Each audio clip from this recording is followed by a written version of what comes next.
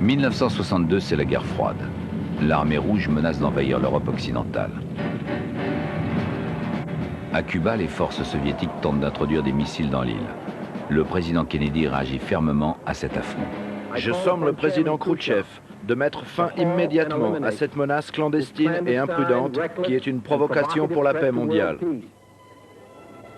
Marilyn Monroe fait sa dernière apparition publique, puis succombe à une overdose.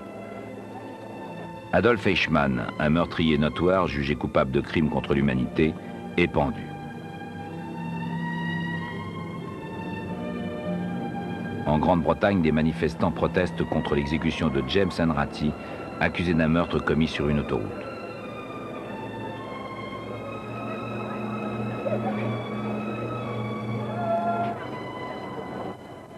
Le 26 avril, des funérailles ont lieu au crématorium de Golders Green, au nord de Londres. Molly Young est morte subitement des suites, semble-t-il, d'un accident récent. 5 jours auparavant, son mari, Fred Young, rentre déjeuner et la trouve en train de se tordre de douleur dans leur jardin.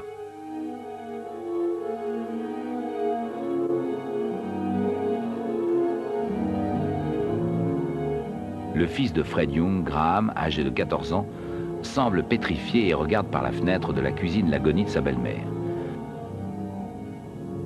Molly Young est transportée d'urgence à l'hôpital, mais les médecins ne parviennent pas à la sauver et elle meurt dans l'après-midi. Graham insiste alors pour que sa belle-mère soit incinérée rapidement, ce que sa famille affligée accepte, souhaitant épargner une source de détresse supplémentaire au jeune homme. Pendant la réception, un des oncles de Graham se met à vomir après avoir mangé un sandwich dans lequel il a ajouté des condiments. Ce ne sont pas les premières maladies qui frappent le foyer des Young. Molly Young a commencé à souffrir de douleurs d'estomac quelques mois plus tôt. Quand Fred Young est pris de violentes crampes à son tour, il se demande si son fils n'aurait pas contaminé les ustensiles de cuisine lors de ses expériences de chimie, son loisir favori. Ce que les Young ignorent, c'est que l'un des amis de lycée de Graham, Chris Williams, souffre lui aussi depuis quelque temps de crampes dans les jambes et dans la poitrine, ainsi que de violents maux de tête. Les douleurs de Chris sont si intenses qu'il est finalement transporté à l'hôpital Willesden, où les médecins diagnostiquent une violente migraine. Un matin de novembre 1961, Winifred, la sœur de Graham, part travailler après avoir trouvé pendant le petit déjeuner un goût amer à son thé. Durant le trajet, elle est prise d'un grave malaise et doit être transportée à l'hôpital du Middlesex. Les analyses révèlent qu'elle a absorbé de la belladone, un poison extrait de la plante du même nom. À sa sortie d'hôpital, Winifred accuse son frère d'être beaucoup trop négligent lors de ses expériences de chimie. Le garçon nie vigoureusement. Les deux enfants ont une enfance quelque peu perturbée. Leur mère est morte d'une pleurésie peu après la naissance de Graham. Winifred fut envoyée chez sa grand-mère et la sœur de Fred s'est occupée de Graham. En 1950, Fred Young se remarie et la famille est à nouveau réunie. Mais Fred Young ne s'est jamais senti proche de son fils. Frank Walker, l'oncle de Graham, se souvient de leur rapport. Son père, pour autant que je m'en souvienne, n'avait jamais de temps à lui consacrer. Il ne l'a jamais, comment dire, il ne l'a jamais chéri comme il aurait dû le faire, ou montré une affection quelconque. Graham apparaît comme un enfant solitaire et peu sociable. Cependant, il fait preuve d'une intelligence suffisante pour passer l'examen d'entrée en 6e et il obtient une place au lycée John Kelly. Aucune des disciplines enseignées ne semble vraiment l'intéresser, sauf une, la chimie. Cela devient pour lui une véritable obsession. Graham commence à emprunter des livres sur la médecine et les poisons. Sa famille le surprend avec des bouteilles qu'il avoue avoir volées dans les poubelles de pharmacie du quartier.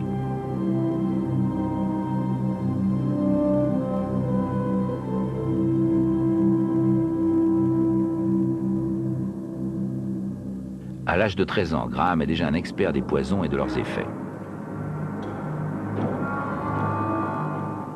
Mais il a d'autres obsessions troublantes. Quand j'allais chez Fred, sa femme, c'est-à-dire la belle-mère de Graham, qui est morte maintenant, me montrait des dessins du garçon. C'étaient des cercueils sur lesquels il avait inscrit « Repose en paix ». et des têtes de mort, et plein de trucs de ce genre. Elle m'a même demandé « Qu'est-ce que tu en penses ?» J'ai répondu « Mais c'est votre garçon, non ?» Graham ne cache pas son admiration pour William Palmer, l'empoisonneur qui a vécu pendant le règne de la reine Victoria et qui a fait 13 victimes. Il est aussi fasciné par le docteur Crippen, qui a tué sa femme à l'Hyoscine en 1910. Peu après la mort de sa femme, Fred Young tombe de nouveau malade. Il souffre de douleurs d'estomac et de maux de tête. Les médecins sont tout d'abord perplexes. Puis le laboratoire fait une découverte étonnante. Fred Young a été empoisonné avec de l'antimoine, une substance métallique rare. Une seule dose de plus et il était mort. Graham rejette vivement toute responsabilité dans ces événements. Comme il n'y a aucune preuve contre lui, sa famille hésite à le mettre en cause. Mais un des professeurs de Graham s'inquiète depuis longtemps de l'obsession que nourrit son élève pour les poisons. Il organise un entretien avec un psychiatre qu'il fait passer pour un conseiller d'orientation. C'est dans ce lycée, le 20 mai 1962, un mois après la mort de la belle-mère de Graham, qu'a lieu cet entretien. Graham se met très vite à parler de son sujet favori, les poisons. Il semble enchanté et flatté de pouvoir montrer ses remarquables connaissances en toxicologie. Dès la fin de l'entretien, alors que Graham vient de quitter la pièce, le psychiatre téléphone à la police. Le lendemain, pendant que Graham est au lycée, un inspecteur de la police fouille sa chambre. Il y trouve suffisamment de poison pour tuer 300 personnes.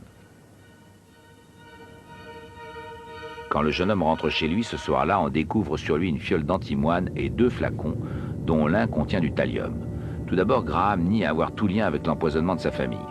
Mais il finit par craquer et avoue se complaire dans le pouvoir que lui confère le fait de porter du poison sur lui qu'il peut utiliser à sa guise.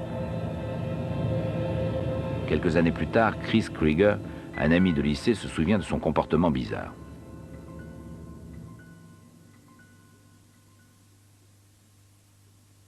Il portait toujours, ou du moins très souvent, du poison sur lui. Il possédait en particulier une petite fiole de tartrate de potassium ou un autre médicament de ce genre dans sa poche gauche supérieure. C'était une petite fiole de cette dimension. Il la regardait souvent et il l'appelait sa petite camarade. Petit à petit, il s'est rendu compte que je comprenais et il m'a raconté ce qu'il faisait. Il me faisait entendre qu'il empoisonnait des gens, que sa mère était malade. Je savais qu'il le faisait et il savait que je le savais, mais il n'essayait même pas de s'en cacher. Il en parlait souvent avec moi. Il avait l'habitude de venir me voir pour me raconter à quel point sa mère était malade, quel poison il utilisait, et vers la fin, je me rappelle qu'il m'a montré un graphique. Il m'a dit que l'un des axes représentait la progression de la maladie et l'autre, les dates à laquelle il lui donnait des doses de poison.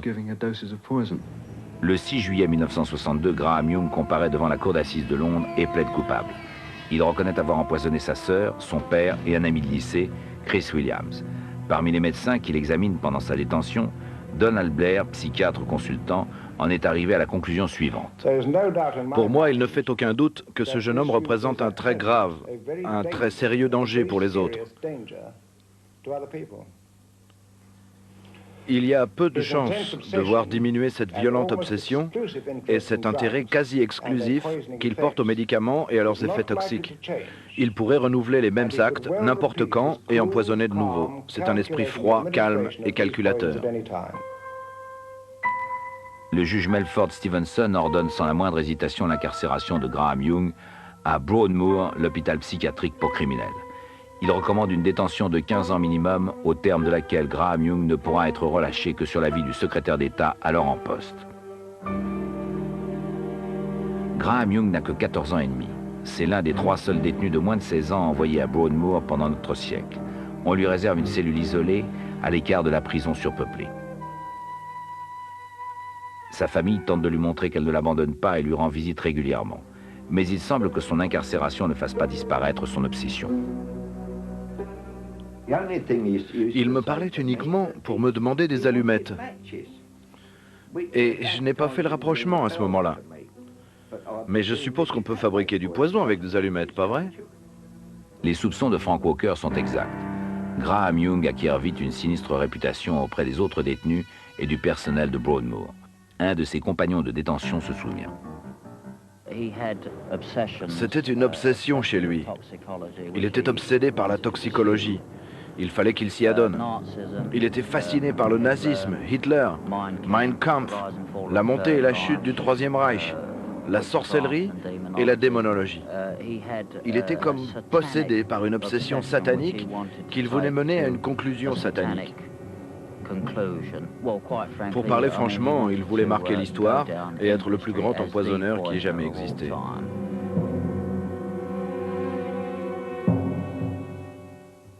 Graham Young est confié principalement aux soins du psychiatre Edgar Unwin, qui fait le maximum pour réadapter l'adolescent. Il lui confie un travail digne de confiance dans les cuisines, mais un jour, on trouve du produit détergent pour les toilettes dans le café des infirmières et on lui retire le poste. Pendant quelques années, Graham Young donne l'impression d'être plus calme. Il semble que son obsession s'estompe. Vers le milieu de l'année 1970, les pouvoirs publics considèrent qu'il pourra bientôt être remis en liberté. Finalement, début 1971, le ministère de l'Intérieur accepte de le relâcher plus tôt, sous réserve qu'il continue à se faire soigner. Malheureusement, personne ne mentionne la remarque de Graham Young peu de temps auparavant. À ma sortie de prison, je tuerai une personne pour chaque année que j'ai passée ici.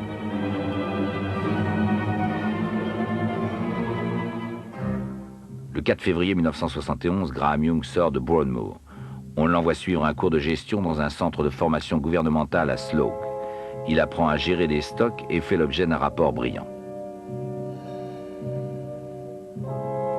Mais ce rapport ne mentionne pas que pendant toute la durée de ce cours, les participants ont souffert de mystérieux maux d'estomac. L'une des personnes les plus gravement atteintes se nomme Trevor Sparks. Durant les cours, il fut pris de violentes douleurs abdominales. Les médecins ne purent rien déceler d'anormal, bien que ces symptômes aient persisté pendant plus de 2 mois. Vers la fin du cours, Young sollicite un emploi de magasinier dans l'entreprise John Adland, à Bovingdon, dans le Hertfordshire. Cette société est spécialisée en matériel photographique et optique. Godfrey Foster, le directeur général de la société Adland, a lu avec un intérêt le rapport envoyé par le centre de formation sur Graham Young. Cet homme a une intelligence supérieure à la moyenne. Il est très consciencieux dans son travail, il sait suivre les instructions qu'on lui donne et prendre des initiatives. Foster remarque cependant un fait légèrement inquiétant. Le rapport mentionne que le jeune Young a reçu des soins psychiatriques dans le passé. Il décide de contacter le centre. Le centre m'informa qu'il m'enverrait des renseignements supplémentaires sur Graham Young. Et 3 jours plus tard, j'ai reçu cette lettre. Monsieur, suite à votre demande, je vous envoie une copie du rapport du docteur Unwin concernant Monsieur Young. Je suis sûr que vous le trouverez satisfaisant. Le document joint était un certificat médical sur Graham Frederick Young que je vais vous lire. Cet homme a souffert de troubles de la personnalité profonds qui ont nécessité son hospitalisation pendant toute la durée de son adolescence. Sa guérison est toutefois complète et il est désormais apte à la vie civile. Son seul handicap étant de rattraper le temps perdu. On offre le poste à Young qui commence à travailler le lundi 10 mai 1971. Il est élégamment habillé d'un costume et porte une cravate. Les autres membres du personnel trouvent leurs nouveaux collègues plutôt solitaires, selon les termes de Jethro Batt, magasinier. Ce n'est pas qu'il était impopulaire. Il n'était pas désagréable en général. Seulement, il ne fréquentait personne, c'est tout. Il ne rendait de compte à personne. Mais on remarque bientôt que ses centres d'intérêt sont plutôt bizarres. Il avait des sujets de conversation plutôt macabres, vous savez, la guerre, les empoisonneurs, des trucs de ce genre. C'était plutôt limité comme sujet, mais il en parlait souvent. Il imitait bien les discours d'Hitler. Je ne sais pas si c'était vraiment les discours d'Hitler, évidemment, ils étaient en anglais. Mais il savait bien imiter ces expressions. Le jeune homme semble souvent distrait et le personnel du magasin le prend vite sous son aile. 2 des hommes les plus âgés se prennent d'amitié pour lui. Bob Egle, le responsable des stocks, âgé de 59 ans, et Fred Biggs, le chef d'atelier âgé de 60 ans. Young semble apprécier leur gentillesse et prend l'habitude d'aller leur chercher du thé sur le chariot ambulant. On sert du thé 2 fois par jour, le matin et l'après-midi.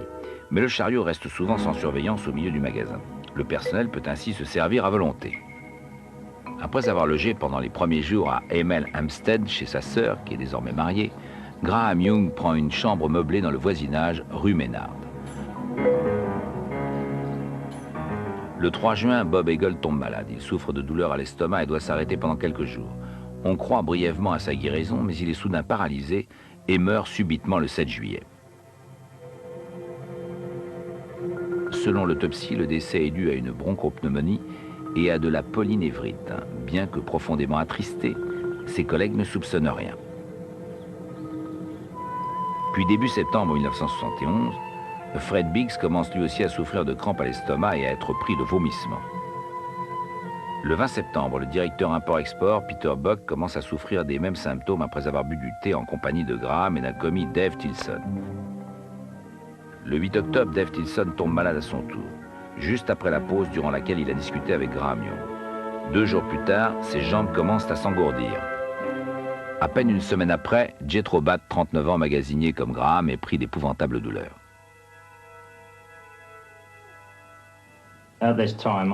Cette fois-là, j'avais l'impression que quelqu'un avait enfilé un de ces gants de duel. Vous savez, ces gants de fer qu'on portait dans l'ancien temps. Et qu'il était entré en moi pour se loger sous mes côtes. Et qu'il tordait et serrait et tordait encore tous mes organes à cet endroit. Je ne mens pas. C'est là que tu m'as demandé un pistolet, non? Oui, c'était à ce moment-là. Quand il est arrivé au point de me demander un pistolet pour se tuer, il était à l'agonie. Les douleurs de Jethro Batt ne font qu'empirer et il se met à perdre ses cheveux. Quand on le transporte à l'hôpital le 5 novembre, il est presque chauve.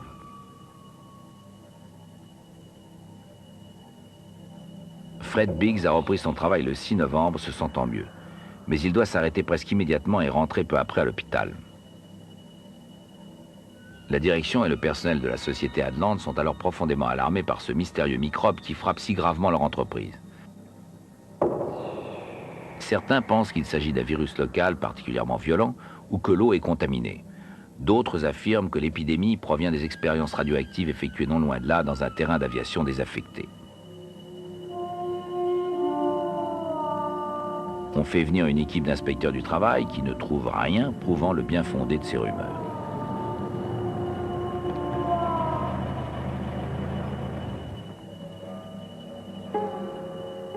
Entre-temps, Fred Biggs a été transféré à l'hôpital national pour les maladies nerveuses à Londres. Il y meurt le 19 novembre.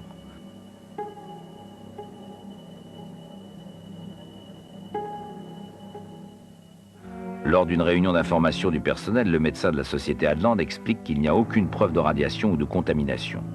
Il est surpris par les questions que Graham Young lui pose sur les effets dus à l'empoisonnement par métal lourd comme le thallium. Étonné par les connaissances peu courantes de celui-ci sur les symptômes, il en parle au directeur qui décide d'informer la police.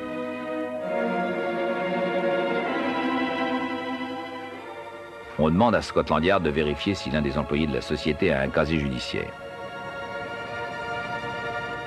Par hasard, le chef de la police du Hertfordshire, le commissaire divisionnaire Ronald Harvey, doit déjeuner avec des médecins légistes.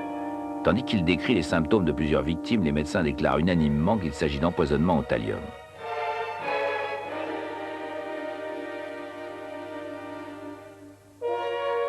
Puis Scotland Yard révèle que Graham Young n'a été libéré de Broadmoor que récemment, où il a été détenu pendant 9 ans pour avoir empoisonné sa famille.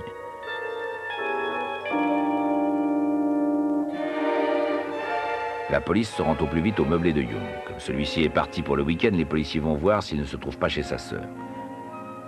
On le retrouve finalement chez son père et sa tante à Sheerness. C'est là qu'il est arrêté par la police locale. Durant le trajet, Graham Young se montre arrogant et indifférent.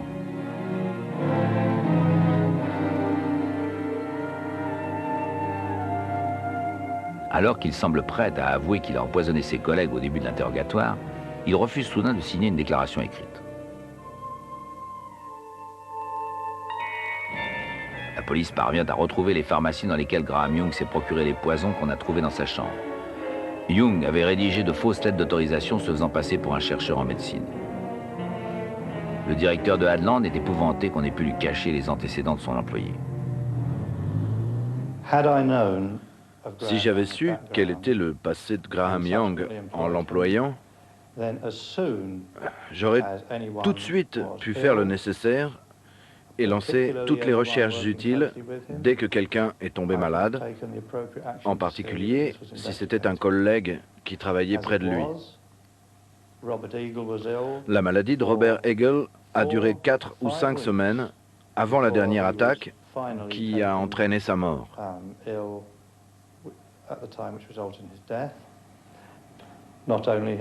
Non seulement on aurait pu le sauver, mais il n'y aurait jamais eu d'autres morts. Et nous aurions pu protéger tous ces autres collègues qu'il a réussi à empoisonner en leur faisant subir d'atroces souffrances. Entre-temps, le corps de Fred Biggs et les cendres de Bob Eagle sont envoyés au laboratoire de Scotland Yard. Des analyses complètes révèlent que les deux hommes ont été empoisonnés au thallium. Le 3 décembre 1971, Graham Young est inculpé des 2 meurtres. C'est la première fois qu'on utilise du thallium comme poison en Grande-Bretagne et c'est la première fois aussi que l'on obtient des preuves par examen des cendres après une incinération. Le procès de Young débute au tribunal de St. Albans le lundi 19 juin 1972 devant le juge Everlate. Young est accusé des meurtres de Bob Eagle et de Fred Biggs, de tentative de meurtre sur David Tilson et Jethro Batt et de s'être livré à d'autres actes criminels en empoisonnant plusieurs de ses collègues à Hadland. Parmi lesquels Diana Smart, Ron Hewitt et Peter Buck. John Leonard, avocat de la couronne chargé de l'accusation, décrit comment toute une série d'étranges maladies se sont abattues sur la société Hadland et les poisons que l'on a retrouvés dans la chambre de Young. Les atroces souffrances des victimes provoquent de vives réactions dans le tribunal. Les veuves de Fred Biggs et de Robert Eagle décrivent les souffrances extrêmes qu'endurèrent leurs maris respectifs.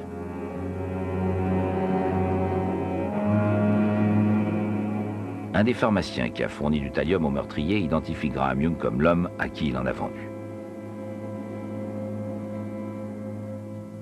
Mais on ne dispose que de preuves indirectes. Rien ne démontre que c'est bien Graham Young qui a administré les poisons. En vertu d'une loi protégeant les accusés, le jury ne peut pas être informé de la condamnation antérieure de Young pour empoisonnement, ni de sa détention à Broadmoor. L'issue du procès dépend à présent du journal intime de Graham Young que l'on a retrouvé dans son meublé. Il y décrit en menu détail les progrès de ses expériences macabres. Au cours du contre-interrogatoire, Young tente de réfuter cette preuve accablante, affirmant qu'il s'agit des bases d'un roman. Son avocat, Sir Arthur Irvine, affirme que Young ne ferait certainement pas étalage de ses connaissances en toxicologie s'il était l'auteur des meurtres. Mais ses explications ainsi que la froide arrogance de Young n'impressionnent pas le jury. Il ne lui faut qu'1 heure et demie pour le déclarer coupable des 2 meurtres et des autres tentatives de meurtre. Graham Young est condamné à la prison à perpétuité.